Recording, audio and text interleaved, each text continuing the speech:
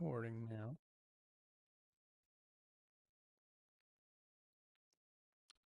I also want to thank Rachel Abraham for facilitating the practice last week. I wasn't here. I was on a day retreat. And Rachel, who's been with us before, a very skilled teacher, was willing to pinch hit last week. So if you don't know her, she is also she's a mindfulness meditation teacher, and she's also a yoga teacher, and she teaches locally here in Atlanta at Yonder Yoga and Haven Yoga if you want to go visit her. I want to take a few minutes today to talk about caring, self-care, and caring for others. At the Mindfulness Center of Atlanta here, we work with people who want to use mindfulness as a reliable way to care for themselves, support mental health and physical well-being, and a host of other things for kind of improvement, self-improvement. And we also understand that caring for ourselves naturally also deepens our capacity to care for others. Recently, we've been doing a lot of work engaging with people in self-care and caring for others as they navigate grief, aging, major life transitions, and the demands of caregiving. Just last week was kind of busy.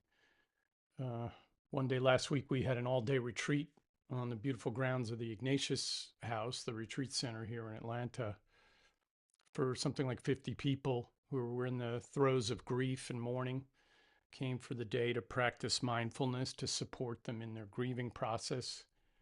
The very next day, we were back up there at the retreat center, this time working with immigrant women, most of whom were refugees, having been forced to flee their home country due to persecution and war. And as they struggled themselves in that transition, they were also helping other refugees by empowering women survivors of war and conflict and displacement to not only overcome those barriers, but to also find a way to thrive in a new life. And then just a few days after that, we were offering mindfulness practice sessions at a national conference for caregivers of people experiencing prostate cancer.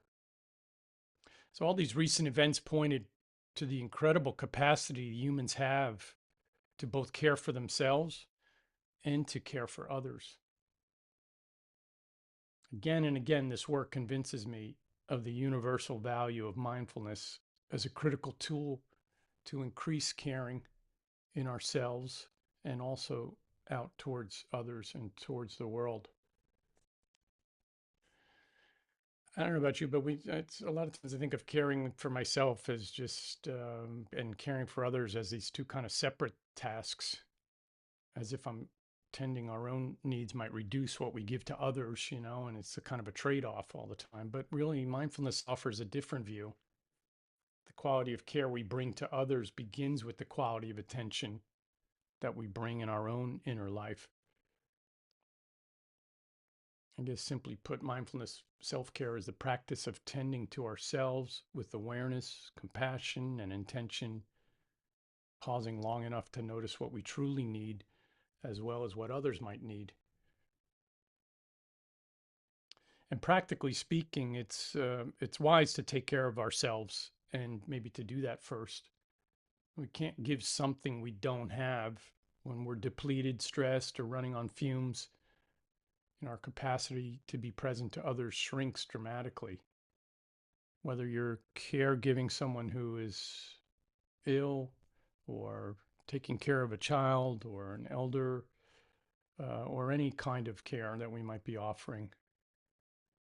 I think of that familiar oxygen mask instruction. If you don't secure your own mask first, you lose the ability to help anyone else. So we need to take care of ourselves, and it kind of starts there. But mindfulness supports us in both these aspects of care, self and others. Because I've mentioned it if you've been here, but the research is strong on this in mindfulness, that it enhances better listening and empathy, clearer communication. So it helps us to connect better with others. If we're working and reducing our own kind of reactivity and quieting down our own nervous system, then we can offer a calm rather than a kind of highly reactive response to others. And consistent self care also prevents or reduces burnout, allowing our care for others to be sustainable rather than short lived. So, what does that look like, really? There's the formal practice of mindfulness, which we are all attending to on some level. And then there's what we might say informal or everyday kind of awareness or mindfulness that we can remember to just pause briefly throughout the day. If you don't have time to sit down for 15, 20, or 30 minutes in formal practice, you can just pause and take a breath and notice what's happening in your body and what your mood is and your thoughts. And you might even ask the reflective question, what do I need right now?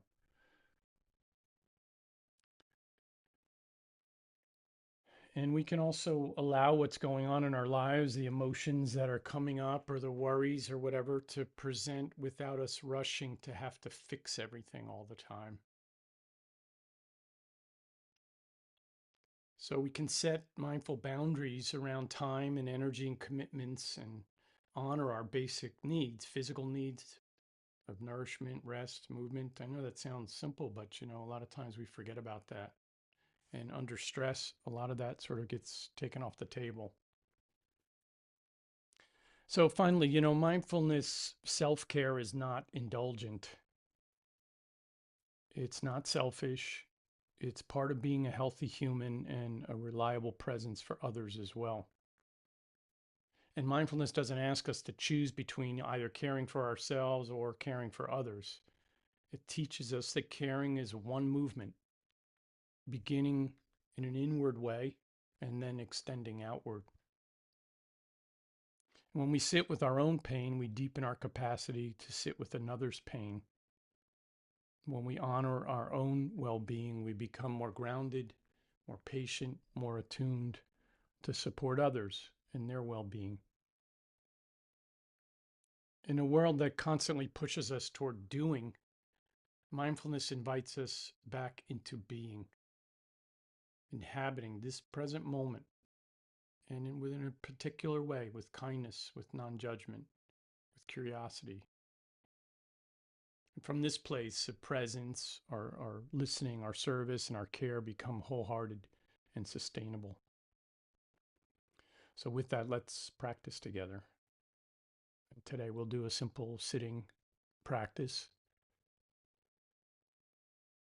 So, that begins with the physical posture in the body.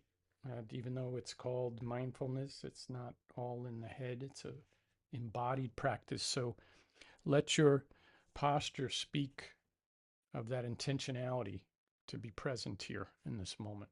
Usually that means, getting a sense of groundedness in the low body, feet on the floor, adjusting yourself in the chair so that there's a sense of solidity, groundedness, presence in the low body. And then the upper part of the body, from the hips up, let there be a lengthening and an opening up, in a sense, reaching up to the sky so that the spine is lengthening and that there's space there all the way up through the back of the neck so that the head is level. And then placing the hands somewhere that are reasonably comfortable. Maybe resting the hands face down or face up on the thighs, or taking one hand on top of the other and letting them rest in the lap. And then let the shoulders release down. And then either lowering the gaze or closing the eyes. And if you're lowering the gaze, make sure you're not lowering the head to do that. Just cast your eyes down. Let your head be level.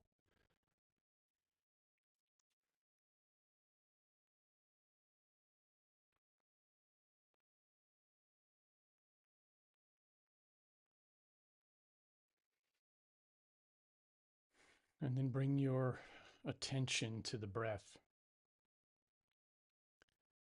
noticing the sensations of air flowing in and out of the body, rising and falling. And let the breath and a sense of the body sitting here become your anchor or home base for awareness.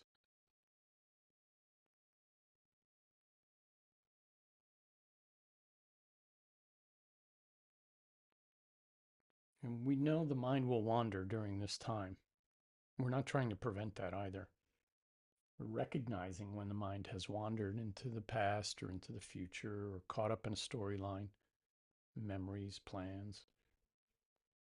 And when you notice it wandering off in that way, just gently bring it back, letting the breath and the sense of sitting here be that home base to return the mind to.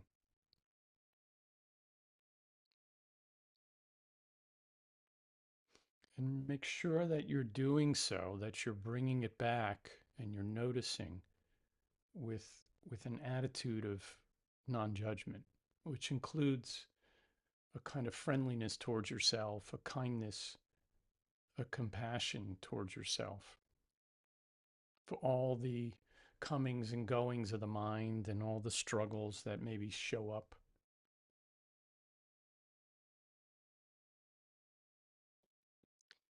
And then just simply and gently return the mind back to this moment, this present moment, which we know is also a moving moment. It's not one present moment, it's moment by moment by moment. And the power of the practice is in this returning. It's not about in preventing or pushing away or preventing the mind from thinking you can't do it. And that's not the practice. Practice is when it has gone off to return. And let that return back to the present be like an old friend or family member who's arrived at your house after a long time of not seeing them. Welcome that return to the moment.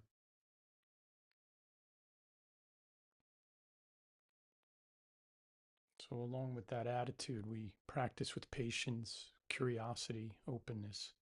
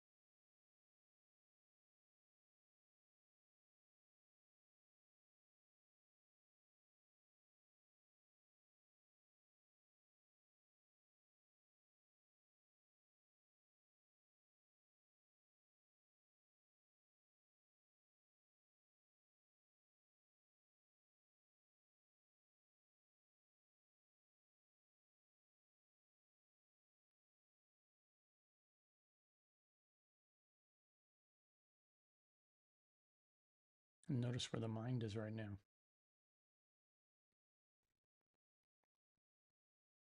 And if it's gone off treading water somewhere in the past or future, just acknowledge that and gently bring it back to this moment.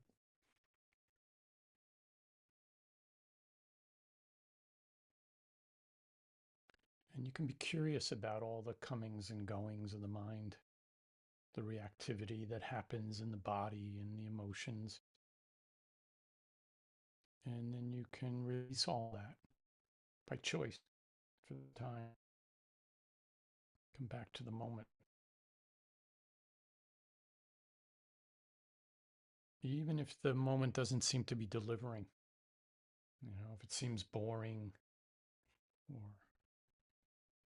anything else that's presenting in this moment, we don't need it to be perfect or uplifting or insightful during this time. We just simply need to notice. And in that noticing, maybe we do start to get very interested, because awareness can reveal a lot of things to us, and life does get interesting when we're present in it.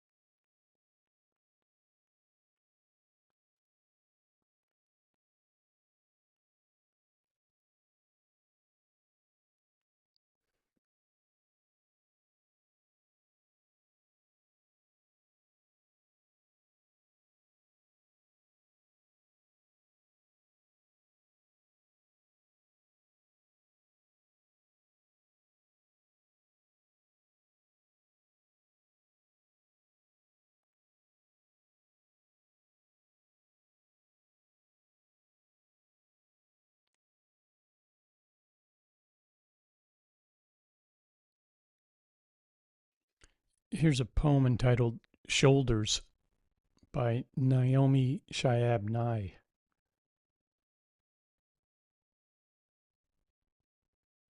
A man crosses the street in the rain, stepping gently, looking 2 times north and south, because his son is asleep on his shoulder. No car must splash him. No car drive too near to his shadow.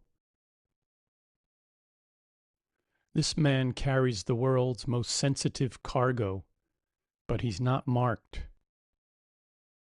Nowhere does his jacket say, fragile, handle with care. His ear fills up with breathing. He hears the hum of a boy's dream deep inside him. We're not going to be able to live in this world if we're not willing to do what he's doing with one another. The road will only be wide. The rain will never stop falling.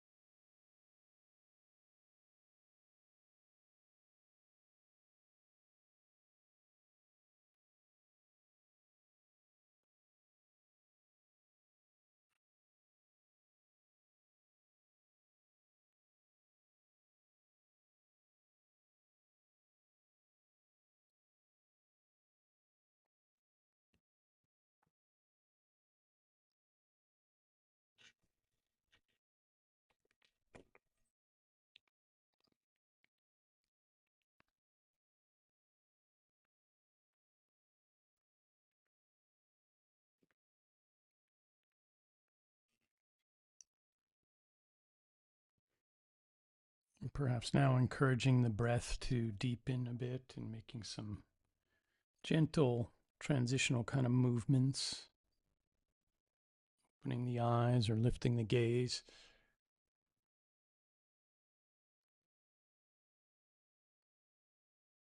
Now we have time for a couple of comments or questions. I'm going to stop the recording.